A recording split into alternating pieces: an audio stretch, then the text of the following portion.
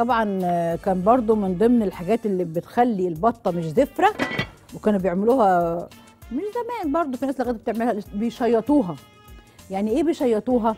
يعني البطه دي كانوا زمان لما بيجي يذبحوا ففي شعر صغير كده جوه البطه، الفرخه، الحمامه، اي حاجه، فبتدي ريحه فظيعه للاكل بصراحه، يعني بتبقى حلوه جدا برضه. بس هي عشان مش عندي نار عاديه، عندي نار كهرباء، مش هينفع عليها، لازم نار نار نار. فييجوا بقى ايه بعد ما نضفنا خلاص البطه كلها بقت فله كده ونشوفها برضه، فيروحوا عاملين جايبين معلين النار بتاعت البوتاجاز، ويمسكوا البطه او الفرخه ويبداوا يشيطوا من بعيد كده، يعني هي بعيده عن النار، يشيطوا البطه او الفرخه، يعني يعملوها كده على كل ناحيه، فتلاقي الجلد ده بدا يكش شويه كده، ولو في حاجه بتتنطر.